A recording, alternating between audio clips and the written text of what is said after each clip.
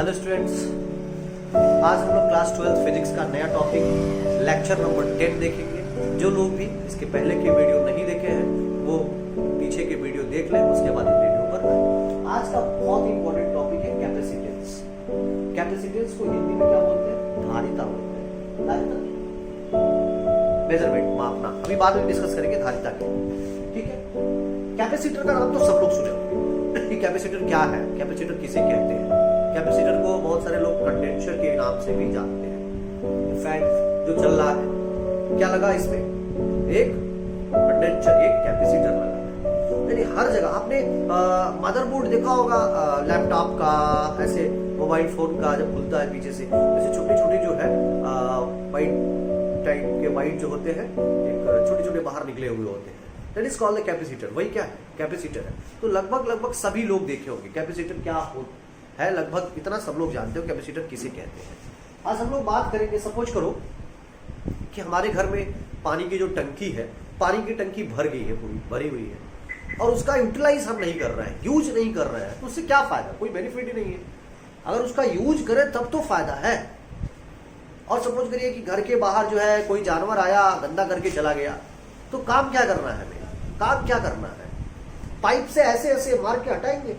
अरे नहीं यार, एक बाल्टी पानी लो पूरा, क्योंकि पानी पहले से स्टोर था तो बाल्टी से पानी निकाला और ऐसे छपा, पूरा का पूरा गंदा साफ हो गया एक झटके से। पाइप से कब तक करते रहोगे? टाइम तो लगेगा। तो ये चीज समझ में आ रहा है क्या है? तो सेम उसी तरह से ये उसी तरह से ये कैपेसिटर बना। कैपेसिटर अब हम क्या बोल सकते हैं? कैपेसिटर कह सकते हैं इज अ बकेट, बाल्टी, bucket of energy. Capacitor is a bucket of energy. Energy है, और किस फॉर्म में होता है? In which energy is stored in the form of potential energy. किस फॉर्म में होगा? Potential energy. तो कैपेसिटर किसे कहेंगे? Capacitor is a bucket of energy. Energy is stored in the form of potential energy. Energy किसमें store होता है? Potential energy, that is called the capacitor. जैसे एक एग्जांपल की बात हम करते हैं।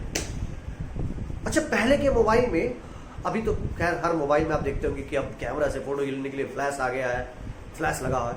बहुत पहले ऐसा होता था कि फ्लैश अलग से लगवाना पड़ता था, लगा होता था, और फ्लैश की जो पावर होता था, एनर्जी है ना, बहुत ज्यादा होती है। और मोबाइल की बैटरी अप्रोक्सीमेटली 3 वोल्ट की बैटरी, 3 वोल्ट की बैटरी जो है उसको नहीं कवर कर पाएगी उतने हाई पावर के फ्लैश को। इंस्टेंट ये जो घरों में हमारे बल्ब लगे होते हैं उससे भी ज्यादा, आप सोचेंगे सर रोशनी तो बहुत कम थी। एट दैट इंस्टेंट, उस टाइम के लिए उसके पास बहुत एनर्जी होती है। तो उतनी एनर्जी जो है वो फ्लैश तुरंत लेता है। तो लेता है तो 3 वोल्ट की बैटरी नहीं ले पाएगी, अगर पूरी दे दे तो खत्म हो जाएगी। इसीलिए उसमें अलग से कंडेंसर लगा होता है। क्या लगा होता है? कंडेंसर लगा होता है। तो कंडेंसर जो है उस फ्लैश को क्या करता है? होल्ड करता है।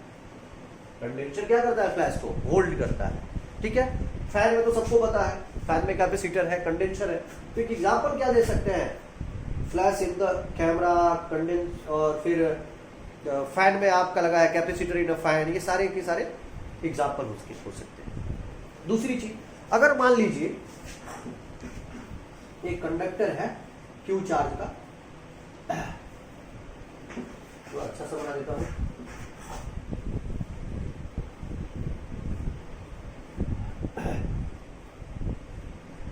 आज थोड़ी तबीयत नहीं सही है,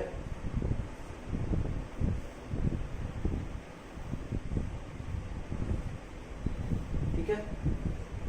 इसका रेडियस सपोज कर लो कि आर है। रेडियस कितना है? आर। इसकी एनर्जी कहां तक फैली होगी? एनर्जी कहां तक? यार पहले पढ़ चुके हो बेटा, एनर्जी आर से कहां तक? इन्फिनिटी तक फैली होती है। आर से कहां तक फैली होगी? पूरी की पूरी इन्फिनिटी तक। अच्छा, सपोज करो कि एक ऐसा इंसान है जिसके पास खूब ज्यादा एनर्जी है, बहुत ज्यादा एनर्जी, बहुत ज्यादा ताकत है, मेरा दोस्त है, और बहुत ज्यादा ताकत है। कहीं लड़ाई झगड़ा हुआ, वो गया ही नहीं, या वो भागा या, तो ऐसे ताकत का क्या फायदा? ऐसे एनर्जी का क्या फायदा जो इसने यूटिलाइज नहीं किया और चला आया लड़ाई झगड़ा छोड़ के पहले ही? तो कहीं ना कहीं ऐसी कंडीशन इसकी भी है कि कैपेसिटर का हमें यूटिलाइज करना है एंड अब हमको ये सोचना है कि हम उस इंसान का यूटिलाइजेशन कैसे करें, कैसे यूटिलाइजेशन करें, कैसी उसकी एनर्जी जो है ले। एनर्जी का फार्मूला आप लोग पढ़े होंगे, k² बाई याद है 2r। तो कैसे एनर्जी उसकी ले, ये चीजें पढ़ना है, ठीक है, जानना है। तो एक पॉइंट मैं बता रहा हूं, सब लोग ध्यान से समझे और इसको लिखे भी, मैं लिख दे रहा हूं इसको, बहुत इंपॉर्टेंट कंडीशन है, उस चीज को समझना भी है और सब लोग साथ में लिखते जाइए, ठीक है। व्हेन अ कंडक्टर, बोर्ड में क्लियर दिख रहा होगा, कंडक्टर के बारे में सबको पता है, ठीक है। Is charge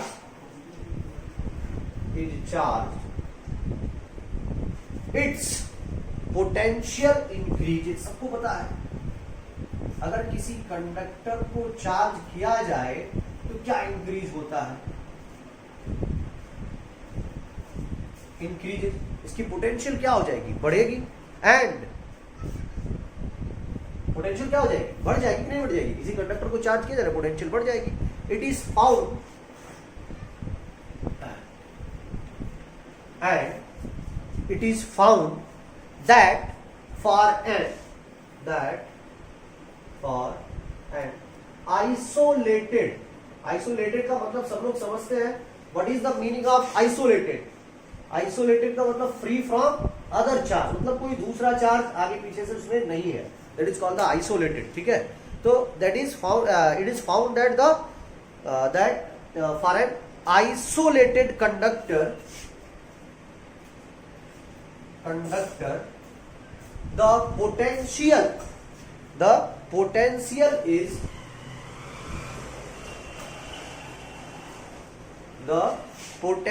is proportional to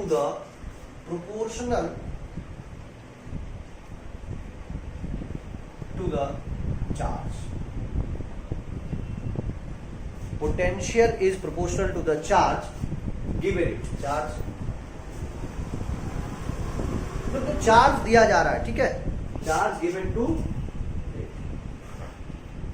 ध्यान से समझते हैं, बहुत इंपॉर्टेंट है कि उस इंसान के पास तो बहुत ज्यादा एनर्जी थी लेकिन यूटिलाइज नहीं कर पाया, तो यूटिलाइज हमें कैसे करना है। When a conductor is charge is potential increases and if is found that for an isolated conductor the potential is proportional to the charge given to it. जो पोटेंशियल है किसके प्रोपोर्शनल हो जाएगा, जो चार्ज दिया जा रहा है, चार्ज जो दिया जा रहा है, चार्ज जो उसको हमने दिया, ये चीज समझ में आ रहा हो, पोटेंशियल उसकी क्या हो जाएगा, प्रोपोर्शनल। जैसे किसी भी शेप का एक कंडक्टर ले लिया क्यू चार्ज का, ठीक है, आइसोलेटेड का फिर मेरे मैं मतलब बता रहा हूं, समझना है। आइसोलेटेड का मतलब क्या होगा, फ्री फ्रॉम अदर चार्जेस, दूसरी चार्ज से एकदम फ्री है, नहीं अदर चार्जेस, बाहर से कोई भी चार्ज इस पे इफेक्ट नहीं डाला, उससे फ्री है, ठीक है। असर पड़ता है, बाद में इस पे डिस्कस करना है कि कैसे असर पड़ेगा, तो free from other charges, free है, ठीक है। तो क्या कह रहा है कि जो चार्ज होगा क्यू, मैं कहा लिख दूं, हाँ चलो इसको हटा देता हूं, क्यू प्रोपोर्शनल है पोटेंशियल की, तो क्यू बराबर क्या, वी, और इसके साथ एक कांस्टेंट आएगा, इसी कांस्टेंट का नाम c है, या ऐसे भी तो पहले लिख सकते हैं, चलो q by v is equal to constant, लिख सकते हो नहीं लिख सकते, और इस कांस्टेंट को हम लोग c बोलेंगे, क्या बोलेंगे, c, q by v is equal to c, that is called the, c is the constant, is called the capacitance, इसी को क्या बोलेंगे, कैपेसिटेंस। c क्या है, कैपेसिटेंस है, तो यहां से q कितना निकल जाएगा, q बराबर cv, याद रखना है, बहुत इंपॉर्टेंट रिलेशन है, Q बराबर CV, Q बराबर क्या हो जाएगा, CV, एकदम याद रखना हमेशा, Q बराबर CV, Q बराबर CV, याद आ रहा है पूरी कंडीशन, Q बराबर CV, Q by V is equal to C, Q by V is equal to C, important formula है, C को क्या बोलेंगे, कैपेसिटेंस बोलेंगे। दो चीजें फिर समझो, अच्छा हमको ओम्स लॉ तो याद होगा, ओम्स लॉ क्या पढ़ते थे, V is proportional to I, so V by I is equal to R and R is depends on V and I, ऐसा पढ़ते थे कि नहीं पढ़ते थे, पढ़ते थे सर, अरे ऐसा कहाँ पढ़ते थे बेटा, तो मैं साफ बताया था कि जो R है वो V और I दोनों पर डिपेंड नहीं करता है, नहीं करता है, किस पे डिपेंड करता है, मैं इसको रफ कर रहा हूं, याद करो, डायमेंशन पर डिपेंड करता है, V और I पर नहीं। उसी तरह से ये जो C है ये Q और V पर डिपेंड नहीं करेगा। C does not depend on Q या neither Q nor V। C जो है ना तो चार्ज पर डिपेंड करेगा ना तो पोटेंशियल पर डिपेंड करेगा, ये इसके डायमेंशन पर, डायमेंशन शेप पर अभी बताएंगे, पर डिपेंड करेगा। ये समझ में आ रहा है नहीं आ रहा है? जैसे वहां पर था वैसे सेम कंडीशन यहाँ पर, ऐसे लिख मत देना जैसे हमने हाँ जब लिख देंगे ऐसे ही। तो Q जो है C जो है Q पर भी डिपेंड नहीं करता और V पर भी डिपेंड नहीं करता। Confirm, C does not depend on Q या neither depend on Q nor V। न तो Q पर डिपेंड करता है न तो V पर। किस पर डिपेंड करता है? It depend on the dimension of the body, body के उस शेप के डायमेंशन पर। ठीक है, यहाँ तक सबको समझ में आ रहा है? अच्छा चलो बहुत अच्छा। अब C कैसी क्वांटिटी है? This is the scalar.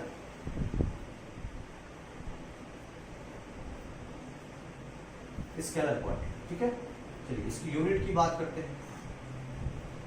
Q charge का यूनिट कूलम। C बस लिखते समझ में आ रहा है, ऐसे वाला C मत समझना। D का कूलम पर वोल्ट है। इसी को एक और नाम से फैराड के नाम से भी जानते हैं, और मेरे लिए लोग यही पढ़ते हैं। क्योंकि नहीं अभी आगे देखेंगे हम लोग माइक्रो फैराड पढ़ते हैं। क्यों पढ़ते हैं माइक्रो फैराड? बाद में डिस्कस करेंगे। माइक्रो फैराड इससे भी छोटा हो जाएगा ना, तो फैराड के नाम से जानते हैं। फैराड। तो Q/V is equal to C, इसकी यूनिट कूलम पर वोल्ट, जिसको हम लोग फैराड के नाम से भी जानते हैं। नॉर्मली अगर हम बात करें एक और, यहाँ तक तो सबको समझ में आ रहा है कि स्केलर क्वांटिटी है, डिपेंड नहीं करेगा। लिख लो, जल्दी से लिख लो। C neither depend on Q nor depend on V। ठीक है, it is depend on the dimension of the body, depend on the dimension of the body। Confirm, समझ में आ रहा है? चलो बहुत अच्छा, वेरी गुड। इसको रफ करता हूँ। चलो एक स्फीयर अगर ले लिया मैंने R रेडियस का, R रेडियस का क्या ले लिया? एक स्फीयर, इस पे Q चार्ज है, ऐसे Q चार्ज अब सब पे आप ऐसे डिस्ट्रीब्यूट कर सकते हैं। ठीक है, तो आप इसके कारण पोटेंशियल तो पढ़े होंगे। V बराबर क्या पढ़े हैं? याद कर लो जल्दी से, K Q/R, K Q/R पढ़े हो कि नहीं पढ़े हो? और C बराबर अभी तुमने क्या पढ़ा? C बराबर क्या पढ़ा? सर Q/V, स्मॉल q यहाँ पे कैपिटल है। तो C बराबर क्या पढ़े? जल्दी से याद करो। C बराबर क्या पढ़ा? Q/V। ये V की वैल्यू उठा के आ रखो, तो C बराबर Q, V की वैल्यू देखो K Q/R, ऊपर चला गया Q, एक फार्मूला भी डिराइव हो जाएगा R/K। K की वैल्यू क्या होती है? 1/4 एप्सिलॉन नॉट। 4 एप्सिलॉन नॉट कहां चला गया? ऊपर। तो C बराबर क्या मिल गया?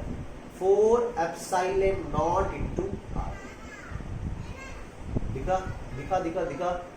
C डिपेंड किस पे करा? एप्सिलॉन नॉट नहीं, बाद में भी पढ़ेंगे कि मीडियम पर डिपेंड करता है। C किस पे डिपेंड किया?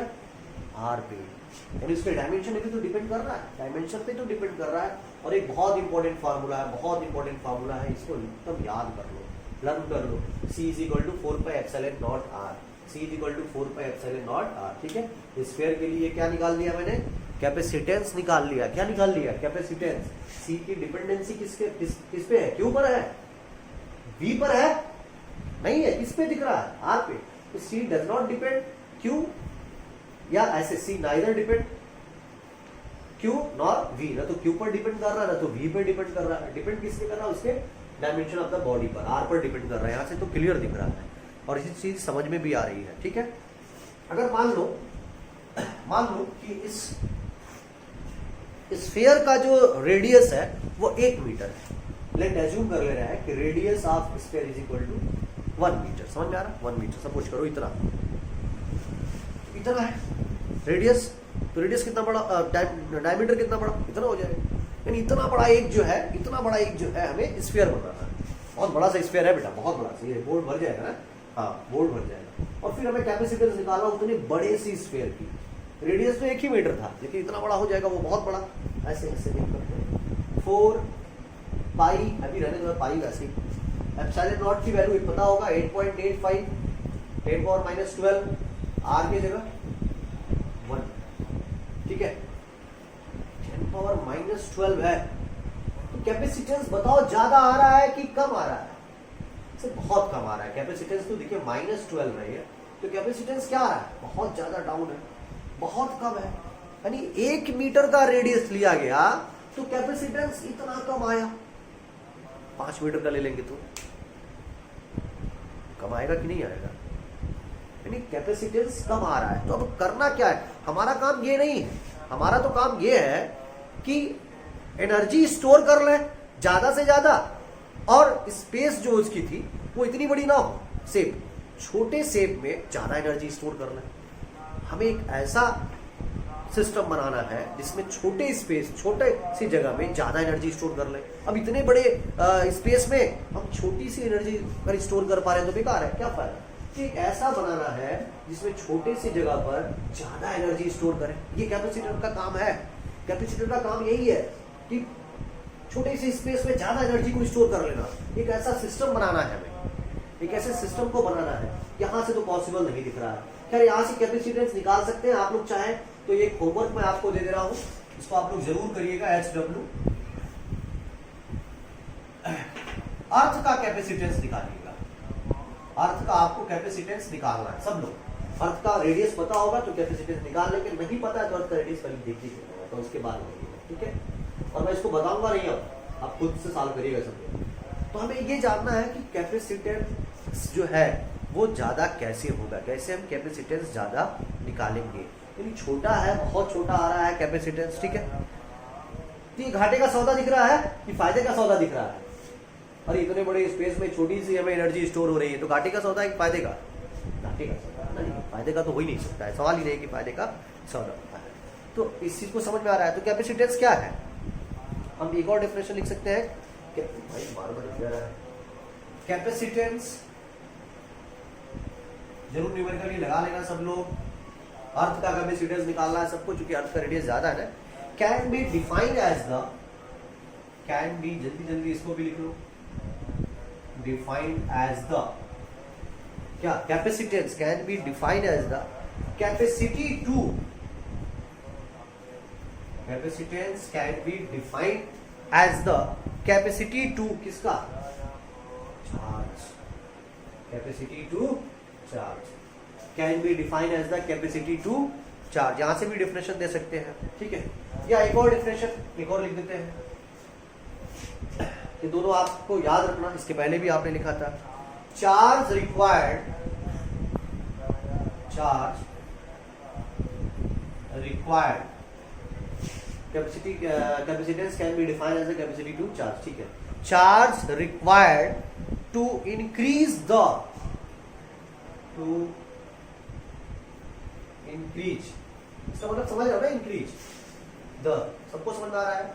पोटेंशियल, थोड़ा शॉर्टकट लिखना चाहिए, बोर्ड में ऐसे मत लिख देना, दिक्कत हो जाएगा, ठीक है। Of a conductor, of a conductor by 1 unit, ठीक है।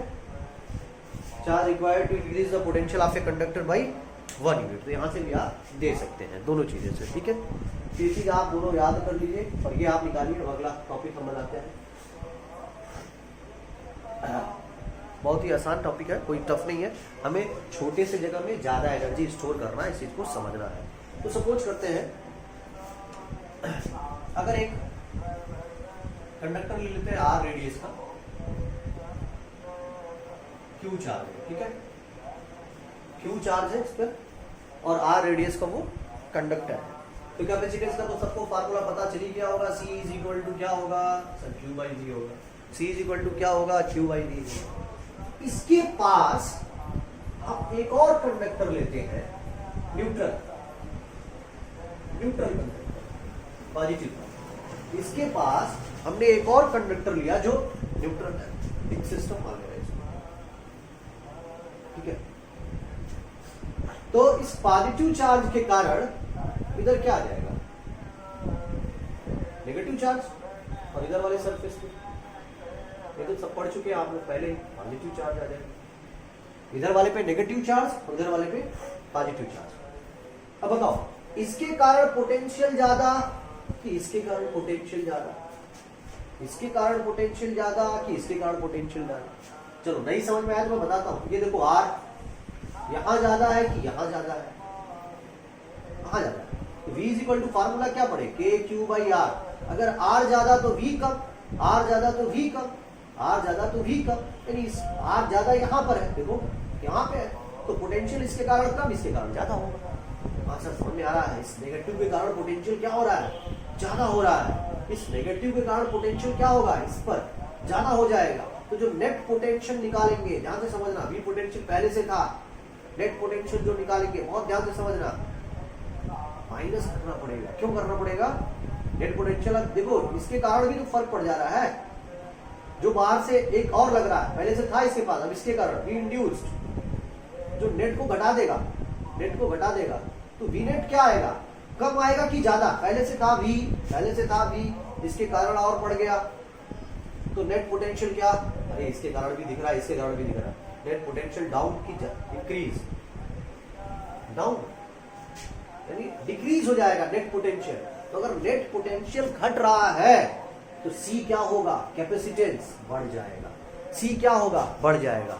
चीजें समझ में आ रही हैं कि अगर v की वैल्यू आप दिख रहे हैं कि v की वैल्यू क्या हो जा रही है, घट जा रही है, तो v की वैल्यू अगर घट जा रही है, ठीक है, v घटेगा क्योंकि माइनस चार्ज के कारण है ना बेटा, ये माइनस चार्ज के कारण इसलिए v घट जाएगा, माइनस चार्ज के कारण आ रहा है इसलिए v घट जाएगा। c इज इक्वल टू या v इज इक्वल टू के क्यू बाई आर से आप देख रहे थे, r कम था, r कम था, v ज्यादा, माइनस चार्ज के कारण v नेट आपका क्या हो जा रहा है, v नेट समझ में आ रहा है लाइन, v नेट क्या हो जाएगा, घट जाएगा माइनस चार्ज के कारण। तो v अगर घट जाएगा तो v का घटना और भी ज्यादा कंफर्म है कि v घटेगा पूरा, तो v पूरा घट गया, ठीक है, v और घटेगा, और जब v घटेगा तो c क्या हो जाएगा, c क्या हो जाएगा, बढ़ जाएगा, c क्या हो जाएगा, बढ़ जाएगा। तो मन में यह आया, यहाँ तो कैपेसिटेंस जो है बढ़ गया, कब बढ़ा, जब पोटेंशियल क्या हो गया, डाउन हुआ, पोटेंशियल क्या हो गया, इस सिस्टम के कारण पोटेंशियल जो टोटल पोटेंशियल है, नेट पोटेंशियल वो डाउन हो गया, तो c की वैल्यू क्या हो गई, बढ़ गई। तो हमने डाउन कैसे हुआ जरा सोचो, ये पहले से था कंडक्टर, v पोटेंशियल था इस पे, हमने एक न्यूट्रल कंडक्टर रख दिया, तो न्यूट्रल कंडक्टर के रखने के कारण इसका v डाउन हुआ, v डाउन हुआ तो c बढ़ गया, और डाउन इस माइनस के कारण दिख रहा है। तो दिमाग में ये आया, हम न्यूट्रल क्यों रखे, तो जब माइनस के कारण ही डाउन हो रहा है तो न्यूट्रल कंडक्टर क्यों रखे, सीधे माइनस वाला ही कंडक्टर क्यों नहीं उठा के रख दे रहे हैं जिसमें माइनस चार्ज पहले से हो, ये दिमाग में आया। तो ये देखिए अब चीजें समझ में आई कि ये कंडक्टर था और एक नेगेटिवली चार्ज कंडक्टर है, तो v की वैल्यू और घटेगी कि नहीं घटेगी, बिल्कुल v और घट जाएगा ना, और v घटने से c क्या हो जाएगा, कैपेसिटेंस, कैपेसिटेंस क्या हो जाएगा, ज्यादा हो जाएगा। अभी इसमें एक चीज समझना है, स्फीयर के कारण तो नहीं पढ़ना है, प्लेट के कारण पढ़ना है, तो ज्यादा से समझ में आएगा, पैरेलल प्लेट कैपेसिटर में पढ़ोगे। चीजें समझ में आ रही है, पूरा एक सिस्टम में इसको मान लीजिए, क्लियर है सब लोग, कहीं डाउट नहीं होना चाहिए कि कैसे हो रहा है। नया चलिए हेडिंग डाल लीजिए, नया पैरेलल प्लेट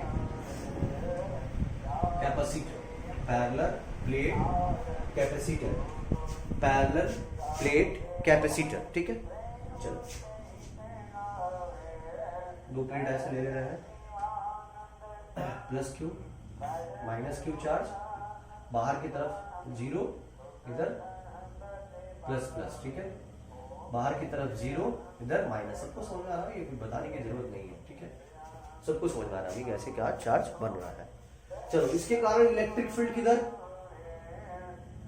याद करिए आपने पढ़ा होगा, इलेक्ट्रिक फील्ड जो है इनफाइनाइट प्लेट के कारण इलेक्ट्रिक फील्ड कितनी होती थी, इनफाइनाइट प्लेट के कारण, इनफाइनाइट प्लेट के कारण इलेक्ट्रिक फील्ड, मुझको याद दिलाना पड़ेगा, तुम याद करोगे, sigma upon 2 epsilon not, infinite plate के कारण, ठीक है, इनफाइनाइट प्लेट है, पैरेलल प्लेट है, इनफाइनाइट प्लेट है, तो इलेक्ट्रिक फील्ड इधर लगेगा, even sigma upon 2 epsilon not, ये माइनस है, इसके कारण बताओ, इसके कारण भी इधर ही लगेगा, ये E1 मान लो, इसको E2, ये भी इनफाइनाइट प्लेट है, इसके कारण भी कितना, सिग्मा अपॉन 2 एप्सिलॉन नॉट, ये याद कर लो बेटा, इनफाइनाइट प्लेट के कारण इलेक्ट्रिक फील्ड इतना होता है, ठीक है, सिग्मा अपॉन 2 एप्सिलॉन नॉट। तो नेट कितना आएगा, ये नेट दोनों एक ही डायरेक्शन में है, ये नेट कितना रुक जाएगा, sigma upon 2 epsilon not plus sigma upon 2 epsilon not, क्या 2 सिग्मा अपॉन 4 एप्सिलॉन नॉट, नहीं, डिनोमिनेटर नहीं ऐड करेंगे ना, कितना आ गया, ये नेट याद रखो, ई नेट मिल गया है, तो हमें ई नेट मिला है, अभी सी नहीं मिला है, ई नेट मिल गया, यहां तक समझ में आ रहा है। चलिए बहुत अच्छा, अगर मान लीजिए इसकी डिस्टेंस जो है डी है, डी है, इलेक्ट्रिक फील्ड ऐसा ना, ये तो डायरेक्शन होगा, इलेक्ट्रिक फील्ड की डायरेक्शन तो वही होगा, तो पोटेंशियल V बराबर क्या हो जाएगा, मैं रफ कर रहा हूं इसको, V बराबर क्या हो जाएगा, E इंटू डी, पढ़ चुके हैं आप, पहले भी पढ़ चुके हैं, E into D, E into D, इतना तो सबको कंफर्म हो रहा है कि V बराबर E इंटू डी हो जाएगा। E इलेक्ट्रिक फील्ड सबको समझ में आ रहा है, डी उसकी डिस्टेंस है। अब हमें E निकालना है, E तो सबको पता है, सिग्मा बाई एप्सिलॉन नॉट, पता था यहां से, देखो निकल गया, तो V बराबर कितना, sigma by epsilon not into D.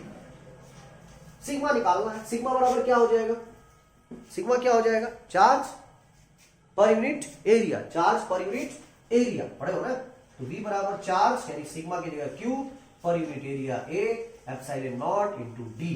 समझ में आ रहा है, यहां तक देखो जल्दी से, एक बार और बता दूं, V बराबर ED, इलेक्ट्रिक फील्ड की डायरेक्शन यहां था और ये डिस्टेंस D था, तो V बराबर sigma by epsilon not, E की वैल्यू पढ़े, और D सिग्मा की जगह Q by A, charge per unit area, तो Q by A epsilon not पहले से D, ठीक है, तो V बराबर Q by A epsilon not into D। C बराबर क्या पढ़ना, Q बाई V, V की वैल्यू उठा के पुट कर डालो, तो C बराबर कितना, Q, V की जगह जरा ध्यान से देखना, A epsilon Q upon A epsilon not into D, ऊपर जाएगा, A एप्सिलॉन नॉट ऊपर चला जाएगा और D नीचे रहेगा। सही है, बहुत इंपॉर्टेंट फार्मूला है, एकदम याद रखना, ये आगे हमेशा काम आएगा। C निकल गया, पैरेलल प्लेट कैपेसिटर के कारण C निकल गया, C कितना आ गया, A epsilon not by D। किस पे डिपेंड कर रहा है, दिख रहा होगा, उसके डायमेंशन पर डिपेंड कर रहा है। किस पर डिपेंड कर रहा है, इसके डायमेंशन पर ही तो डिपेंड कर रहा है, दिख रहा है ना, डायमेंशन पर ही डिपेंड कर रहा है। क्या Q पर डिपेंड कर रहा है C, Q पर डिपेंड कर रहा है C, नहीं। क्या V पर डिपेंड कर रहा है C, नहीं। समझ में आ रहा है, D पर डिपेंड कर रहा है, उसके डायमेंशन पर डिपेंड कर रहा है। बहुत इंपॉर्टेंट फार्मूला, इस फार्मूले को एकदम याद रखना है। जैसे एक छोटे से क्वेश्चन की मैं बात करूं, एक छोटा सा क्वेश्चन ले लेते हैं, चलो एक प्लेट ले लेते हैं, ठीक है, ऐसा, ठीक है, कुछ ऐसे, चलो A, ये वाला लेंथ इसका ले लिए A, ठीक है, ये B ले लिए, और ये जो डिस्टेंस दिख रही है C ले लिए, दिखा सबको, A, B, और ये क्या ले लिए, C ले लिए, और हम पूछ रहे हैं कि फाइंड द कैपेसिटेंस, कैपेसिटेंस निकालना है, तो C बराबर क्या पड़े, A epsilon not by D। Area बताओ, एरिया इस प्लेट का कितना हो जाएगा, कितना हो जाएगा, इलेक्ट्रिक फील्ड तो इधर ही है, एरिया कितना होगा, A into V, epsilon not, D कितना है डिस्टेंस, C है, ये कैपिटल C लिखना। हाँ टफ है, कहीं टफ दिख रहा है, कहीं टफ दिख रहा है, नहीं तो बहुत आसान सा है। तो यहां से क्या बोल सकते हैं, the capacitor of a conductor depends upon, किस पे डिपेंड कर रहा है, उसके शेप एंड साइज पर। अच्छा दूसरी चीज एक और डिपेंड करता है, उसके सराउंडिंग मीडियम पर भी, अभी आगे डिस्कस करेंगे। जो पैरेलल प्लेट पढ़ रहे थे, ये वैक्यूम था बीच में, ये वैक्यूम होना चाहिए था, ठीक है, तो उसके मीडियम पर भी डिपेंड करेगा, जिसको आप लोग थोड़ा बहुत इलेक्ट्रिक फील्ड वाले कंडीशन में पढ़े थे, डाइलेक्ट्रिक कांस्टेंट, इसमें ज्यादा पढ़ेंगे आप, तो उस पर भी डिपेंड करता है। अच्छा और किस पे डिपेंड करता है, इसके बाहर जितने चार्ज होंगे उस पर भी डिपेंड करता है, यानी जो उसके सराउंडिंग जो चार्ज दिखाई देंगे, ठीक है, ऑफ अदर कंडक्टर, ठीक है, कोई दूसरा कंडक्टर आ गया उसके कारण भी इफेक्ट पड़ सकता है। तो ये चीजें शायद समझ में आया होगा। नेक्स्ट टॉपिक में हम लोग इससे रिलेटेड न्यूमेरिकल करेंगे, बहुत इंपॉर्टेंट है, इसको एकदम आप लोग रट लीजिए। Okay, thank you.